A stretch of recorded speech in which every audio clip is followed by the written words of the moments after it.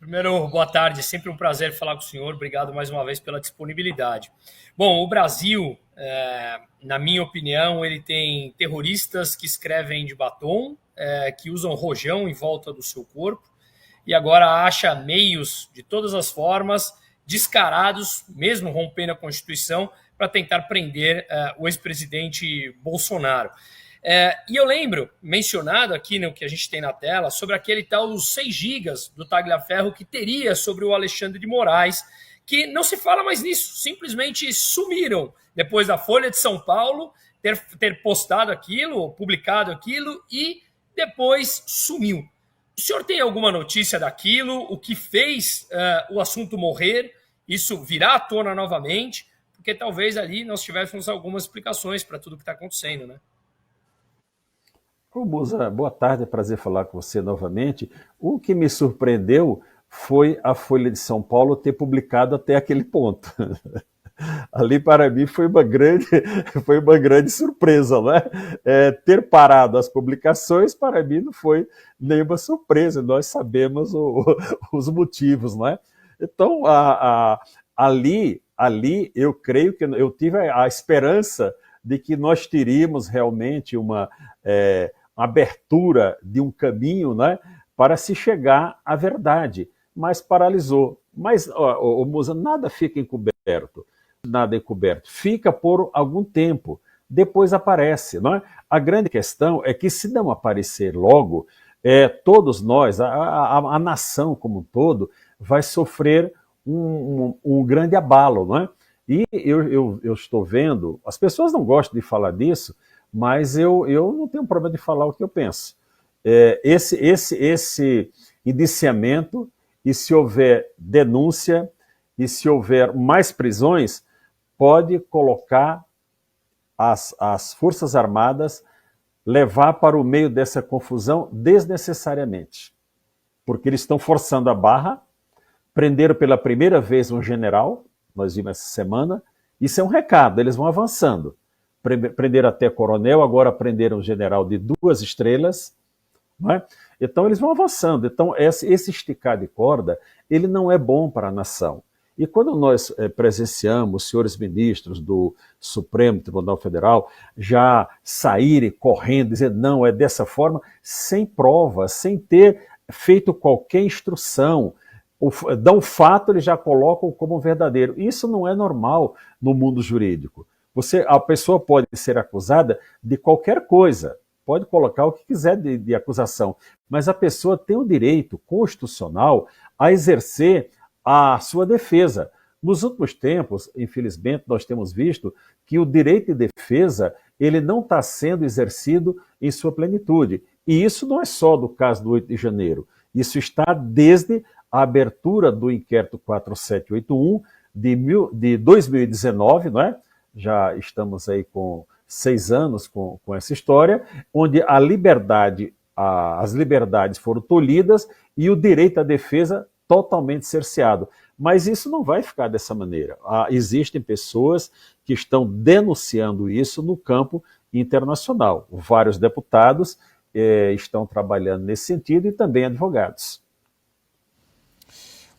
Doutor, deixa eu destacar aqui, enquanto o senhor falava, a gente estava aqui dando uma olhada em detalhes, né, desse indiciamento. Eu queria destacar pelo menos 2 nomes que aparecem aí, para além dos políticos, né, que a gente destacou aqui no início, do próprio ex-presidente Jair Bolsonaro, que, claro, é o grande destaque desse relatório, mas há outras 36 pessoas indiciadas, e aí eu chamo a atenção aqui para 2 nomes, e aí devolvo para o senhor, doutor, queria uma análise de pessoas que não teriam foro por prerrogativa de função a princípio, e é possível que haja ainda mais, a gente vai ter que se debruçar com mais tempo sobre tudo isso que foi divulgado, mas eu chamo a atenção aqui para, por exemplo, a presença do padre José Eduardo de Oliveira e Silva, o padre que há poucos dias foi alvo de operação da Polícia Federal, o padre está na lista, padre Zé Eduardo, e também o jornalista, foi colega nosso, Paulo Figueiredo, que está nos Estados Unidos. Então, há a presença, por exemplo, entre os indiciados, e aí queria análise do senhor, doutor, de jornalista e padre. Pessoas que, a rigor, para nós leigos aqui, não deveriam ter prerrogativa de função, não tem prerrogativa de função, não deveriam estar sob julgamento no Supremo Tribunal Federal. Ou está equivocado isso, doutor Sebastião? Não, Vitor, eu acrescento o meu cliente, o Felipe Martins, não é? Então, essas pessoas todas, esse precedente muito mal, foi firmado com o caso do 8 de janeiro. Ali nenhuma pessoa tem a prerrogativa de foro e estão ali sendo processadas e condenadas. Mesmo agora, houve uma decisão neste ano do Supremo Tribunal Federal de que as pessoas que deixam o cargo também continuam a ser julgadas lá no Supremo Tribunal Federal. Então, essa jurisprudência do Supremo vai mudando a gosto do freguês, a gosto de quem é a pessoa que vai ser investigada. É fulano? Bom, então esse vai ficar aqui. O outro, não, esse não vai. Então, isso é muito ruim para o ordenamento jurídico. Mas eles esquecem que quando atropelam a Constituição nessa matéria de direito penal, leva a insegurança jurídica em todos os ramos do direito. Pessoas, os estados, as empresas internacionais que têm negócio com o Brasil, como é que eu vou ter negócio num país como esse que muda a sua conduta jurisprudencial a cada fato que acontece. A cada fato, o tribunal se adapta àquela nova situação. Então, isso não está correto, Vitor. Não podemos achar isso dentro de uma normalidade. Nós temos que voltar à normalidade, mas não voltamos à normalidade porque o Supremo Tribunal Federal não quer. E, aliás, nesse momento, eu até diria mais que eles nem podem, porque eles avançaram tanto no arbítrio, que o recuo agora seria até assim um pouco vergonhoso. Então eles vão esticar a corda e cabe à sociedade fazer essa resistência. Infelizmente, a resistência deveria ser feita, através do Congresso Nacional. Mas o nosso Congresso Nacional não tem o interesse de correr atrás das coisas da cidadania. Quando foi do interesse dos parlamentares, rapidamente já aprovaram, até essa semana, tudo resolvido, a questão das emendas parlamentares, não é isso? Então, os interesses eles são completamente distantes do que é a população, do que pensa a população e os seus representantes.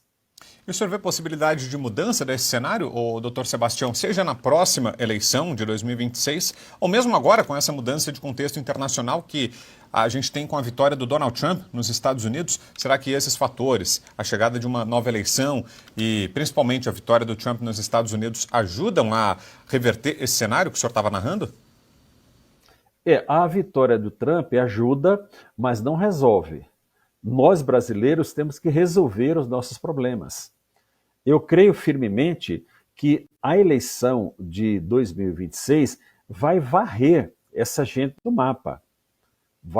Eu creio sinceramente nisso, que nós teremos um Senado esmagadoramente com defensor dos princípios democráticos, não é? E mudar. Agora, a minha preocupação, Vitor, é que as condições que nós chegaremos ou não até 2026. Essa aqui é a preocupação.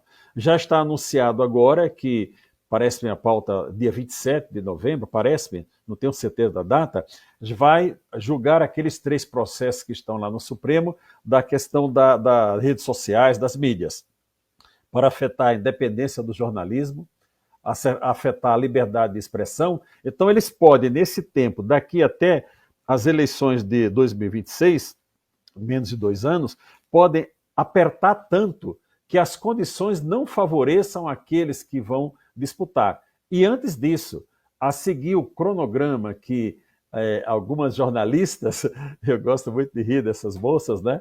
Elas têm muitas fontes do Supremo, né? Já deram até um cronograma de como será, diz que até março o Bolsonaro estará julgado, ou até no máximo o meio do ano, né? É só rindo de uma coisa dessa, né? Então, todo esse conflito que poderá decorrer dessa posição, desse indiciamento de hoje, da apresentação ou não de denúncia pelo Procurador-Geral da República, nós poderemos ter paz ou não no país. Isso eu estou convencido. A paz ou não no país vai depender desse processo que inicia ou não neste momento.